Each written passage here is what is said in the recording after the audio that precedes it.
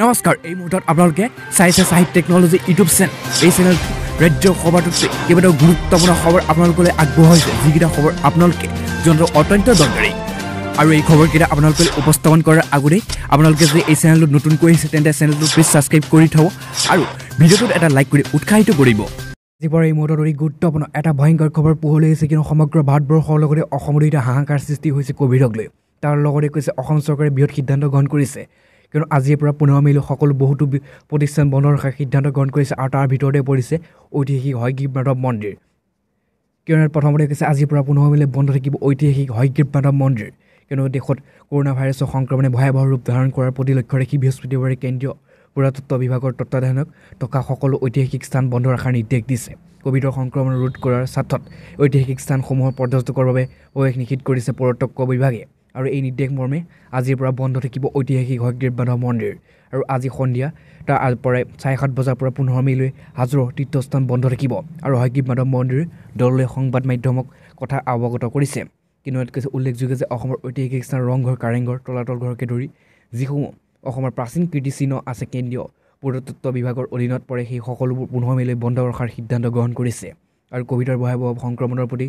লক্ষ্য ৰাখি দেশৰ বিভিন্ন প্ৰান্তত নিজ চৰকাৰে লকডাউন আৰু নাইট কাৰ্ফিউ 144 ধাৰা জাৰি কৰাৰ লগতে শিক্ষানুষ্ঠানসমূহ বন্ধ কৰি দিছে আৰু এই মুহূৰ্তত অতি গুৰুত্বপূৰ্ণ এটা ভাল খবৰ মুকলিছে সাধাৰণ জনতাৰ বাবে কিয়নো হ্ৰাস পাব পেট্ৰল ডিজেলৰ মূল্য শীঘ্ৰে প্ৰতি লিটাৰ পেট্ৰলৰ মূল্য হ'ব 75 টকা জানি লওক আজিৰ মূল্য সবিশেষ কিয়নো পেট্ৰল ডিজেলৰ মূল্য আৰু বৰ্তমান সামান্য পৰিমাণে সকাহ লাভ কৰিছে সাধাৰণ জনতাই আজি দিল্লীৰ প্ৰতি লিটাৰ পেট্ৰলৰ মূল্য 90.56 টকা আৰু ডিজেলৰ মূল্য 80.87 টকা কিন্তু দেশৰ ৰাজধানী চহৰকে ধৰি সকলো মহানগৰতে এতিয়া 13 দিনৰ বাবে ইন্ধনৰ মূল্য কোনো ধৰণৰ সালসলনি হোৱা নাই ইফালে আন্তঃৰাষ্ট্ৰীয় বজাৰত খাৰুৱা তেলৰ মূল্য সপ্তাহত আৰম্ভণি দিনটো সামান্য বৃদ্ধি দেখা গৈছে বিগত মাহৰ পৰা 24 আৰু 25 মাৰ্চত পেট্ৰল আৰু ডিজেলৰ মূল্য কিছু সস্তা হৈছিল আৰু ইয়াৰ পিছতেই 30 মাৰ্চত পুনৰ হ্ৰাস পাইছিল পেট্ৰল ডিজেলৰ মূল্য আৰু মাৰ্চ মাহত এই 3 দিনত প্ৰতি লিটাৰ মুঠ 61 পইচা হ্ৰাস পাইছিল পেট্ৰলৰ মূল্য কিন্তু অতি গুৰুত্বপূৰ্ণ এটা ভাল খবৰ হৈছে যে বিশেষজ্ঞসকলৰ মতে পেট্ৰল আৰু ডিজেলৰ সামগ্ৰী আৰু সেৱা কৰ আৰু জিএছটিৰ অধীনলৈ আনিলে সাধাৰণ জনতাই এই উচ্চ মূল্যৰ পৰা সকাহ পাব আৰু জিএছটি আছে পেট্ৰলৰ মূল্য প্ৰতি লিটাৰ 75 টকালৈ হ্ৰাস পাব পাৰে আৰু ডিজেলৰ মূল্য প্ৰতি লিটাৰ 68 টকালৈ হ্ৰাস পাব পাৰে ইয়াৰ পাছতো এই মুহূৰ্তত আনহাতে বহুতে ডাঙৰ গুৰুত্বপূৰ্ণ খবৰ মুকলি হৈ আহিছে কিন্তু সকলো ছাত্ৰ ছাত্ৰী এতিয়া কল্পনা কৰি আছে যে অসমান মেট্ৰিক আৰু হায়াৰ ছেকেণ্ডেৰী পৰীক্ষা হ'ব নে নাই আৰু তাৰ লগতে মন্ত্ৰী হিমন্ত বিশ্ব শৰ্মাই কৈছিল যে 25 এপ্ৰিল অথবা 2 মেৰ ভিতৰত এই কথা নিশ্চিত হ'ব যে অসমত পৰীক্ষা পাতিব নে বাতিল কৰিব কিন্তু ইয়াত কৈছে তাৰ লগতে সাজু হৈছে সেৱা বিভিন্ন নীতি নিয়মৰ মাজেৰে এইবাৰ অনুষ্ঠিত হ'ব মেট্ৰিক পৰীক্ষা জানি লওক সবিশেষ কিয়নো কৈছে সমগ্ৰ দেশতে অসমতো দ্ৰুত হাৰত বৃদ্ধি পাইছে কোভিড আক্ৰান্তৰ সংখ্যা তাৰ মাজতে মেট্ৰিক পৰীক্ষালৈ মাজত মাত্ৰ কেইটামান দিন বাকী আছে তেনেস্থলত এইবাৰ পৰীক্ষা কিদৰে অনুষ্ঠিত কৰিব তাৰ পৰিকল্পনা যুগুত কৰিছে সেৱাৰ কৰ্তৃপক্ষই আৰু কোভিডৰ বাবে এইবাৰ চিট প্লেনৰ ক্ষেত্ৰত সেৱাই জাৰি কৰিছে নিৰ্দেশনা আৰু এছ প্লেনৰ পদ্ধতিৰ জৰিয়তে সেই পৰীক্ষাৰ্থীসকলে এইবাৰ বাঢ়িব লাগিব পৰীক্ষা কেন্দ্ৰত আৰু তাৰ লগতে নতুন অনুসৰি প্ৰতিটো পৰীক্ষা কেন্দ্ৰত প্ৰথম বেঞ্চত দুজন পৰীক্ষাৰ্থী দ্বিতীয় বেঞ্চত এজন পৰীক্ষাৰ্থী আৰু তাৰ পিছত বেঞ্চতো এনেধৰণে বহিব লাগিব আৰু তদুপৰি পৰীক্ষা অনুষ্ঠানসমূহ হ'বলৈকে প্ৰতিটো কেন্দ্ৰৰ দায়িত্ব শিক্ষক আৰু নিৰীক্ষকে ভেকচিন লোৱাটো বাধ্যতামূলক কিন্তু কৈছে সেৱাই প্ৰতিটো পৰীক্ষা কেন্দ্ৰলৈ মাস্ক আৰু চেনিটাইজাৰৰ বাবে প্ৰেৰণ কৰিব ধন আৰু প্ৰতিটো কেন্দ্ৰই প্ৰতিগৰাকী পৰীক্ষাৰ্থীৰ বাবে এইবাৰ 25 টকাকৈ দিব ৰেহাই সেৱাই আৰু মুঠতে কোভিড সকলো বিধি পালন কৰি পৰীক্ষা অনুষ্ঠিত কৰিবলৈ সাজু হৈছে সেৱাৰ কৰ্তৃপক্ষ কিন্তু কৰোনা আক্ৰান্ত পৰীক্ষাৰ্থীৰ বাবে আৰু পৃথক চিটৰ ব্যৱস্থা কৰিব লাগিব আৰু প্ৰয়োজনৰ পৰীক্ষাৰ কেন্দ্ৰৰ বাহিৰতো এই ব্যৱস্থা গ্ৰহণ কৰিব পাৰিব তাৰ পাছতো আজিৰ দিনটো এই মুহূৰ্তত অতি গুৰুত্বপূৰ্ণ ব্ৰেকিং নিউজটোৱে মুকলি হৈ আহিছে কিয়নো অৱশেষত বৃহৎ সিদ্ধান্ত গ্ৰহণ কৰিছে সাপ্তাহিক লকডাউনৰ ঘোষণা কৰিছে চৰকাৰে কিয়নো কৈছে প্ৰতিটো সপ্তাহৰ প্ৰত্যেক দেওবাৰে সম্পূৰ্ণ লকডাউন ঘোষণা কৰিছে চৰকাৰে কিয়নো কৈছে দেওবাৰৰ দিনটো লকডাউন ঘোষণা মাস্ক নিপিন্ধিলে 1000 টকা জৰিমনা ভৰিব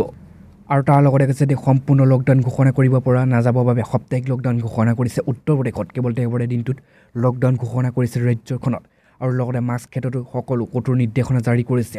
আৰু অৱশ্যে মাস্ক নিপিন্ধিলে 1000 টকা জৰিমনা বিহা হ'ব ৰাজ্যখনৰ সকলো গাঁও চহৰতে আৰু দেওবাৰৰ দিনটোত লকডাউন ঘোষণা কৰিছে কৰোনা সংক্ৰমণৰ ৰাজ্যখনৰ ক্ৰমান্বয়ে দিনক দিনে বৃদ্ধি পাই থকাৰ সিদ্ধান্ত গ্ৰহণ কৰিছে ৰাজ্যখনৰ চৰকাৰে আৰু এই লকডাউনৰ দিনটোত অত্যাৱশ্যকীয় সামগ্ৰীৰ বাহিৰে অন্যান্য সকলো দোকান পোহাৰ বন্ধ ৰখাৰ নিৰ্দেশনা জাৰি কৰিছে উত্তৰ প্ৰদেশ চৰকাৰে আৰু এই দিনটোত ব্যাপক চেনিটাইজাৰ ব্যৱস্থা কৰা হ'ব চাৰিওফালে কিন্তু সকলো উচ্চ আয়ুক্ত বিষয়া আৰু জিলা অধিকাৰী আদিৰ সৈতে আলোচনাৰ পিছত এই সিদ্ধান্ত গ্ৰহণ কৰিছে যোগী আদিত্যনাথ চৰকাৰে আৰু মাস্ক ক্ষেত্ৰত জাৰি কৰা নিৰ্দেশনা অনুসৰি প্ৰথমবাৰৰ বাবে মাস্ক পৰিধান নকৰা পালি 1000 টকা জৰিমনা বিহিব বুলি জানিবলৈ দিছে। আনহাতে দ্বিতীয়বাৰৰ পিছত ভয়ংকৰ 10 গুণ অধিক জৰিমনা ভৰিব লাগিব বুলি নিৰ্দেশনা জাৰি কৰিছে। তাৰ পাছতো এই মুহূৰ্তত আনহাতে বহুতে ডাঙৰ ভয়ংকৰ খবৰ এটা পোহৰলৈ আহিছে, কিয়নো সমগ্ৰ দেশতে এতিয়া এটাই বহুতে ডাঙৰ হাহাকাৰ সৃষ্টি কৰিছে যে কৰোণা ভাইৰাছ, তাৰ লগতে কৈছে কৰোণা মহামাৰী সংক্ৰমণ। চৰকাৰী কাৰ্যালয়ত 50% কৰ্মচাৰী উপস্থিত থকাৰ নিৰ্দেশ দিছে কেন্দ্ৰীয় চৰকাৰে। দেশত কৰোণাৰ মহাসংক্ৰমণ,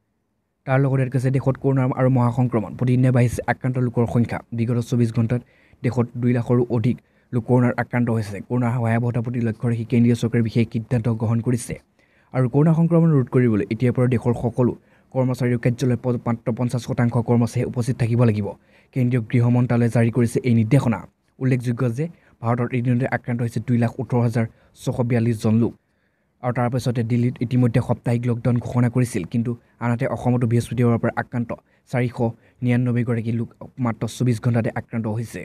আৰু অসমত এতিয়ালৈকে বহুতো ভয়ংকৰ ৰূপত ধাৰণ কৰিছে কৰোণা আৰু তাৰ লগতে বহুতৰ মৃত্যুৰ ঘটনা পোহৰলৈ আহিছে কৰোণা ভাইৰাছৰ পাছতো। এই মুহূৰ্তত অতি গুৰুত্বপূৰ্ণ এটা ব্ৰেকিং নিউজ মুকলি হৈ আহিছে, কিন্তু অসমত এতিয়া নিৰ্বাচন সমাপ্ত হোৱাৰ পিছতে সকলো জল্পনা কল্পনা আছে মাত্ৰ 2 মে'লৈ। কিন্তু তাৰ পাছতে অসমৰ ৰাজনীতি এতিয়া তল ওপৰ লগাইছে এটা বস্তু, যিটো বস্তু হৈছে হৰ্চ ট্ৰেডিং। কিয়নো কৈছে হৰ্চ ট্ৰেডিঙৰ আশংকাই খেদি পৰিছে নেকি কংগ্ৰেছৰ বিধায়ক। সেয়ে ইয়াৰ প্ৰথমতে কৈছে যে হৰ্চ ট্ৰেডিঙৰ আশংকাই খেদি পৰিছে নেকি কংগ্ৰেছৰ বিধায়ক। পুনৰ গুৰুত্বপূৰ্ণ বৃহৎ বৈঠক আহ্বান কৰিছে। হৰ্চ ট্ৰেডিঙৰ আশংকাই খেদি পৰা কংগ্ৰেছৰ প্ৰাৰ্থী হেৰুওৱা আশংকাত পুনৰ গুৰুত্বপূৰ্ণ বৈঠকত আহ্বান কৰিছে আৰু কালিলৈ অনুষ্ঠিত হ'ব এই গুৰুত্বপূৰ্ণ বৈঠক। আৰু সদ্যহতে জানিব পৰা অনুসৰি এই বৈঠকৰ হোটেলৰ কিৰণ চি আৰু গেটত অনুষ্ঠিত হ'ব। অসম প্ৰদেশ কংগ্ৰেছৰ সহ আৰু কমিটি AICC শীৰ্ষ নেতৃত্ব উপস্থিত থাকিব এই বৈঠকত, আৰু যাৰ বাবে ইতিমধ্যে প্ৰতিগৰাকী প্ৰাৰ্থীক তলব আৰু ৰখাৰ বাবে ইতিমধ্যে গুৱাহাটী মহানগৰ আৰু প্ৰয়োজন হ'লে মিত্ৰজোঁটৰ আন সদস্যকো অসমৰ বাহিৰলৈ নিয়াৰ ঘোষণা কৰিব। সেয়ে ইয়াত কৈছে অসম প্ৰদেশ কংগ্ৰেছৰ কমিটিৰ বাবে কঠোৰ নিৰ্দেশনা জাৰি কৰিছে। লগতে গুৱাহাটীলৈ ৰাওনা হৈছে উজনি অসমৰ একাধিক প্ৰাৰ্থী আৰু বাহিৰলৈ যদি পঠিওৱা হয় তেন্তে এইসকল প্ৰাৰ্থী তেনে কংগ্ৰেছৰ সকলো দায়িত্বত থকা কোনো থাকিব বা সেয়া বৈঠকত সিদ্ধান্ত গ্ৰহণ কৰিব বুলি ইতিমধ্যে কংগ্ৰেছৰ মুখপাত্ৰই জানিবলৈ দিছে। আৰু অসম কংগ্ৰেছৰ কেইবাগৰাকীও শীৰ্ষ নেতাৰ ওপৰত নজৰ ৰাখিছে অসম প্ৰদেশ কংগ্ৰেছৰ কমিটিয়ে। হৰ্চ ট্ৰেডিং কৰাত যাতে বিজেপিক কোনো প্ৰকাৰে সহায় কৰিব নোৱাৰে তাৰ ওপৰত চকু ৰাখিছে অসম প্ৰদেশ কংগ্ৰেছৰ কমিটিৰ। আনহাতে বহুতে ডাঙৰ ভয়ংকৰ খবৰ পোহৰলৈ আহিছে, কিন্তু অহা 20 এপ্ৰিলৰ পৰা পিছতেই কৰোণাই ভয়াৱহ ৰূপ ধাৰণ কৰিব। কেতিয়া কৰোণাক পাব সকাহ, কিন্তু কি কৈছে বিশেষজ্ঞই। কিন্তু কৈছে ভাৰতৰ কৰোণাৰ দ্ৰুতগতিৰ সংক্ৰমণে লোকক চিন্তিত সময়তে কৰিছে আৰু হাহাকাৰ সৃষ্টি কৰিছে। আৰু প্ৰথমবাৰৰ বাবে কৰোণা সংহাৰ নিৰীক্ষণ কৰি অহা বিশেষজ্ঞসকলে মতে অনুসৰি আগন্তুক দিনৰ পৰে ভিতৰত অধিক হ'ব কৰোণা ভয়াৱহ ৰূপ, কাৰণ অহা 20 এপ্ৰিলৰ পৰা ভয়ংকৰ ৰূপ ধাৰণ কৰিব অসমৰ লগতে সমগ্ৰ দেশতে কৰোণাই। কিন্তু কৈছে ইফালে নীতি আয়োগ আৰু ডক্টৰ VK পলে কৰোণা ভাইৰাছৰ ক্ষেত্ৰত বাবে পৰৱৰ্তী 4টা সপ্তাহ অধিক গুৰুত্বপূৰ্ণ হ'ব বুলি বৰ্ণনা কৰিছে। আনফালে আকৌ IIT কানপুৰ এটা বিশেষজ্ঞ দলে গাণিতিক আৰু আৰ্হিৰ আধাৰত কয় যে আগন্তুক 20 পৰা 25 এপ্ৰিলৰ ভিতৰত দেশত কৰোণা সংক্ৰমণৰ ঘটনা অধিক বৃদ্ধি স্তৰত উপনীত হ'ব। আৰু IIT কানপুৰ অধ্যাপক মনিন্দ্ৰ আগৰৱালে কৈছে যে কৰোণাৰ এই দ্বিতীয়টো ঢৌ পূৰ্বৰ তুলনাত অধিক বিপদজনক হোৱাৰ দিশলৈ গৈ আছে। আৰু 15 এপ্ৰিলৰ দিনটো কৰোণাৰ সংক্ৰমণৰ ঘটনাই 2 লাখৰ ওচৰ চাইছিল, কিন্তু এতিয়া এই সংখ্যাত বিগত হ্ৰাস পোৱা দেখা গৈছে। আৰু দলক লগতে কৈছে আমাৰ দলে কৰোণাৰ নিৰীক্ষণ কৰি গাণিতিক আৰ্হি অনুসৰি অহা 20 পৰা 25 এপ্ৰিলৰ ভিতৰত সংখ্যা 2 লাখৰ অধিক ঘৰ অতিক্ৰম কৰিব। আৰু যদি পৰিস্থিতি যথেষ্ট পৰিৱৰ্তন হৈ যায় আৰু সৰ্বোচ্চ মান সলনি হৈ আছে, আমি লাভ কৰা তথ্য অনুসৰি 20 পৰা 25 এপ্ৰিলৰ ভিতৰত কৰোণা সংক্ৰমণৰ ঘটনা শীৰ্ষত হৈ থাকিব বুলি ইতিমধ্যে কিছু সকাহ লাভ